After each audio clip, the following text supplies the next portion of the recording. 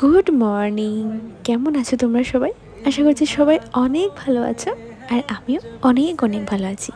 আজকের ভিডিওটা দেখে তোমরা নিশ্চয়ই বুঝতে পারছো যে এটা কবের দিনের ভিডিও। তো ওই দিন ছিল দশমী যাত্রা। তো মা আমাকে সকাল থেকে বলছিল যে চল আমার সাথে যাবি দশমী যাত্রা করার জন্য। প্রত্যেকবার মার সাথে যাই, কিন্তু এবার আর ইচ্ছে হচ্ছিল না, কারণ ভোরবেলা এসে ঘুমিয়েছিলাম। প্রায় 5টা হয়তো বাজে সকাল। আমরা ঘরে এসে ফ্রেশ ট্রেশ হয়ে ঘুমোতে ঘুমোতে প্রায় 6:30 পৌনে 7টা বেজে গেছে। আর এখন ঘড়িতে প্রায় 9টার মতো বাজে। তাই মা বলছিল যাওয়ার জন্য, কিন্তু শরীরটা আর দিচ্ছিল না। তাই মাকে বারবার না করছিলাম, কিন্তু মনটা যেদিকে মানছিল না। যে আবার দুর্গাপুজো আসতে আসতে সেই একটা বছর পর, তো চলো আজকের এই দিনটাও মিস না করেই ভালো।